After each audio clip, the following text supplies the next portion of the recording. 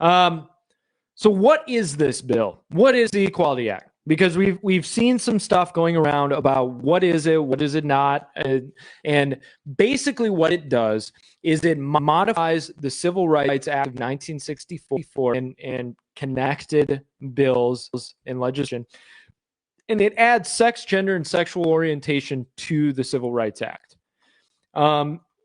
This names out sections of the Civil Rights Act and adds those words sex, gender, and sexual orientation.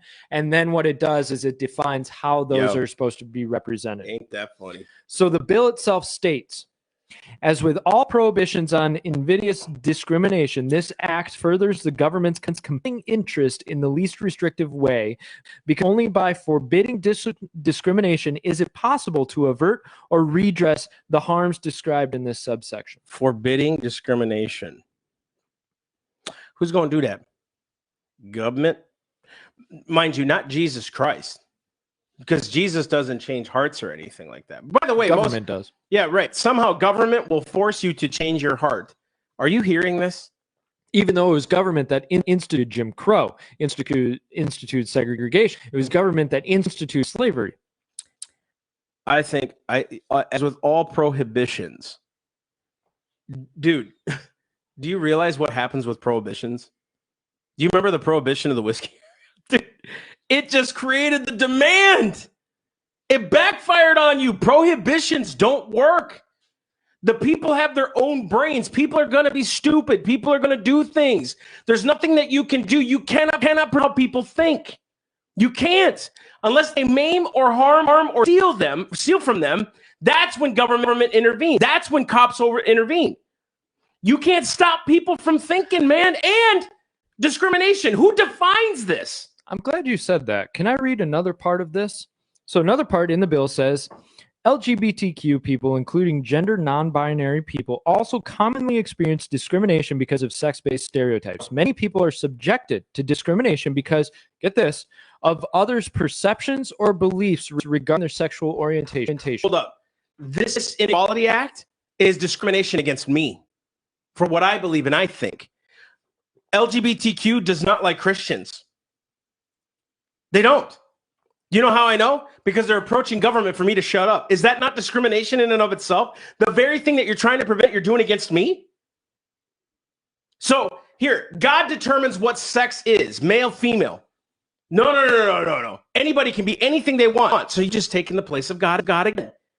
And told me I am not allowed to have my position on this. I mean, I'm not allowed to have my belief because you've determined your belief is superior to mine.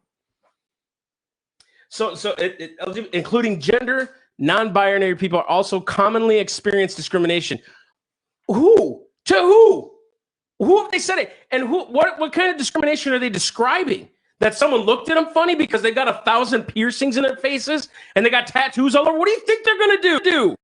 They're going to gawk at you. Dude, I get it all the time. It's a tattoo. Do you know how many people I sit with, and the first thing they look at is my tattoo and my crooked teeth?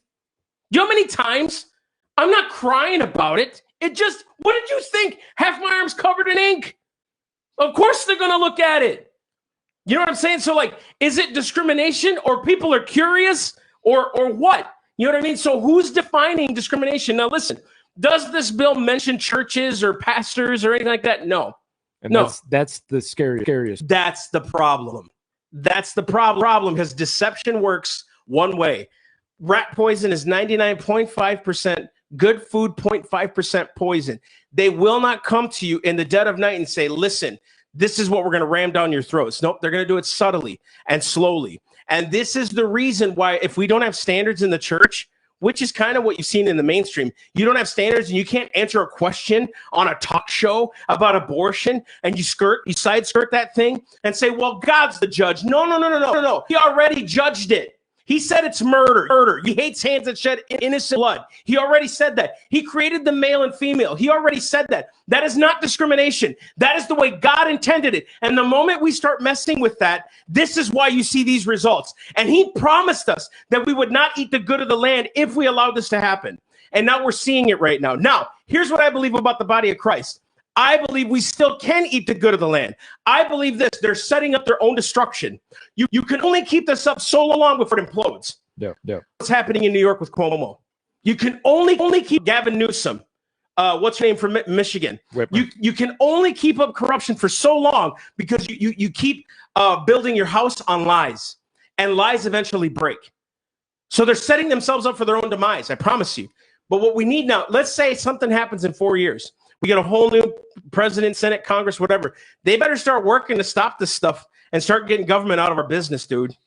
And that churches and pastors not being in this, or religious stuff not being in this, always be very careful when you don't see something, because what do you not see? You see no attempts at protection for religious freedom. That's the problem with this. And it goes even further, because the RFRA, so the Religious Freedom Restoration Act, this requires that any substantial burden the government places on religious practice must be in furtherance of a compelling governmental interest and be accompanied in the least restrictive means. H.R.5 specifically does away with any strength the RFRA has against H.R.5.